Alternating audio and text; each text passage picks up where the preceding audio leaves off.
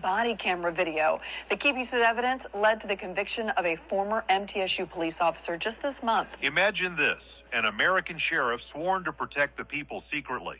The cartel's hidden boss turning his badge into a border key, escorting tons of fentanyl and meth through checkpoints with just a nod. From the Florida Sheriff's Office to the El Paso gate, 126 arrests, 2.3 tons of drugs, 324 guns, $42 million laundered, all concealed by a uniform and trust. Has corruption truly been uprooted, or is it just changing masks? Watch now to see the system collapsing from within.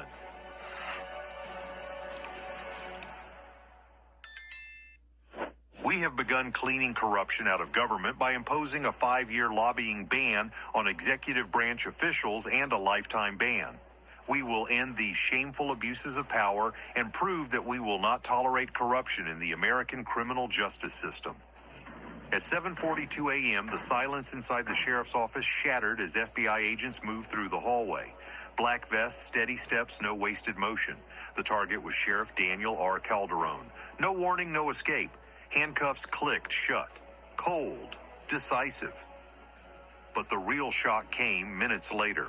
In Calderon's private office, behind framed commendations and locked cabinets, agents found vacuum-sealed packages of fentanyl and meth hidden alongside rubber-banded bundles of cash.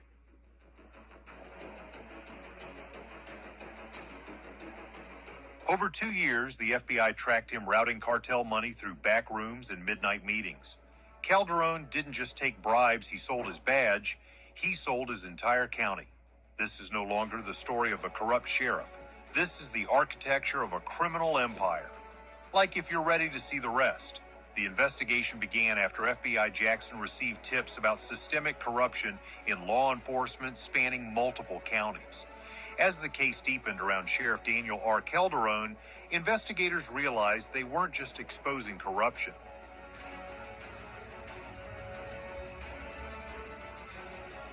They were witnessing the total collapse of a man. Inside his office, where citizens came seeking justice, agents found fentanyl dust scattered across the desk, a rolled tube hidden behind a card rack, and a half-crushed pill bottle buried under incident reports he had signed. The sheriff wasn't just taking money, he was using the very poison he swore to destroy. What began as favors metastasized into addiction, dependency, and allegiance. Calderon didn't just open the door to the cartel. He joined them. The uniform no longer distinguished law from crime.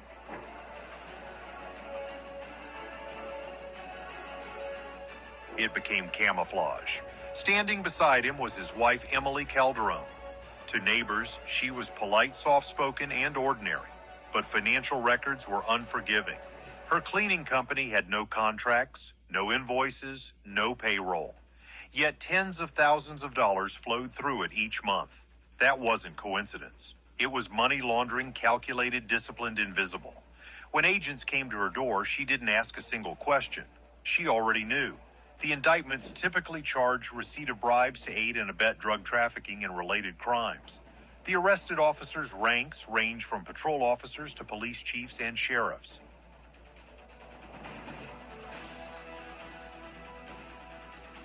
We're talking about 14 current or former law enforcement officers, 6 alleged accomplices who sold out the public. Prosecutors later confirmed Calderon received between $600,000 and $700,000 in cash from the cartel. Not once, not twice, but systematically. The payments were structured, deliberate, almost administrative. He turned the badge into a business model, but even those numbers only scratched the surface. The deeper they dug, the more the system began to rot. Marked patrol cars didn't chase smugglers, they escorted them. Police radios didn't call for backup. They faked emergencies to clear highways. Deputies moved contraband inside evidence vehicles.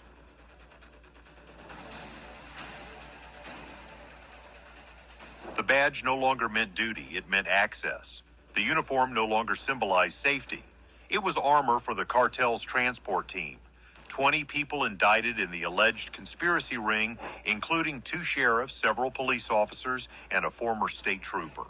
The charges target what investigators call a deeply entrenched corruption network. Federal analysts traced 19,000 forged identification documents, 800 fake permits, and over $42 million laundered through legitimate storefronts in under 3 years. And the drugs they poured into schools, hospitals, and neighborhoods.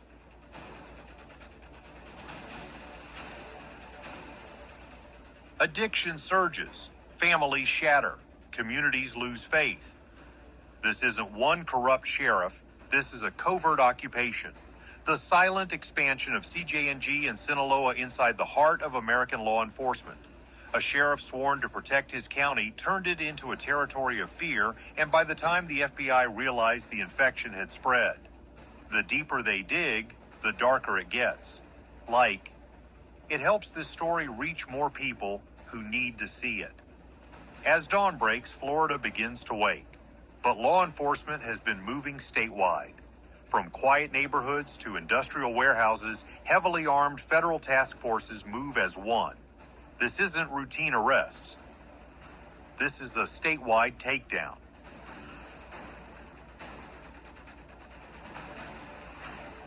A coordinated attack planned over months and executed in minutes. At 5:55 a.m. in Ocala, unmarked convoys rolled into position. Then the order came breach. Steel doors twisted under sledgehammers.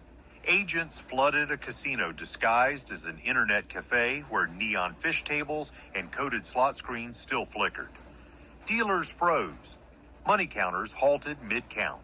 One suspect bolted for the back exit only to be taken down by a K-9.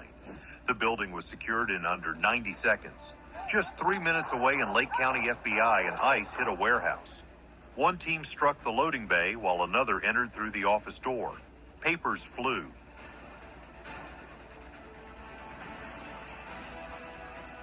Agents seized slot machines, $280,000 in cash, and encrypted ledgers with initials and dates.